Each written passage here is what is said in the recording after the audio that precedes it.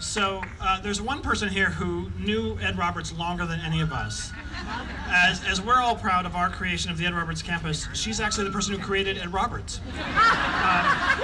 She has been our biggest cheerleader, someone who's been willing to show up and testify at a moment's notice.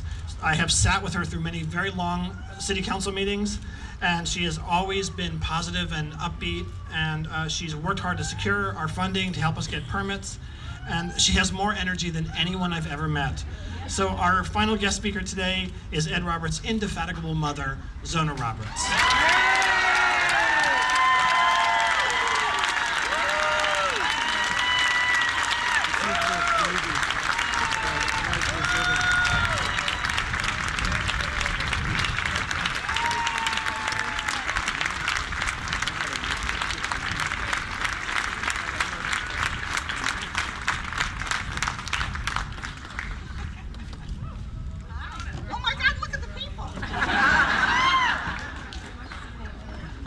How many of you knew Ed? I knew him for quite a while. I feel like I'm kind of honored for getting pregnant, and that just sounds kind of... Part of that was easy, but part of the rest of it got a little complicated. But if you think, Barbara, if you think you're proud, and Tom and Lonnie and everybody who worked so hard, and Joan and all these people, and oh boy, I'll tell you, I'm proud. Yay!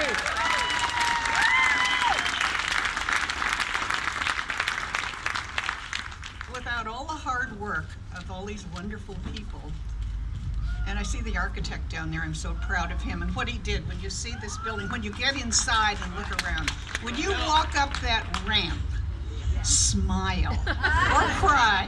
The first time I walked up it, I thought surely I'd burst into tears. When you're pushing wheelchairs around, to have a ramp is just heaven.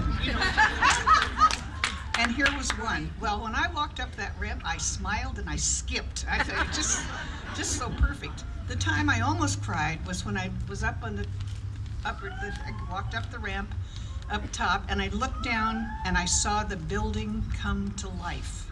People were using, not only is it a gorgeous building, but it works.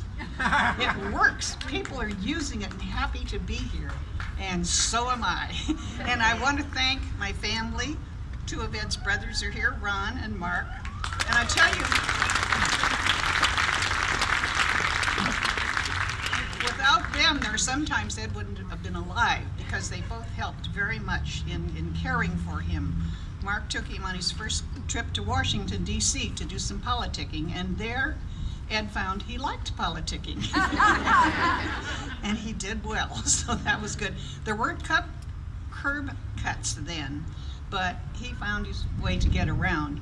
And then Ron, when Ed was at Berkeley, Ron liked to come over and eat his breakfast and get him in his corset, get him ready to go out to campus if one of his caretakers hadn't been able to make it that day.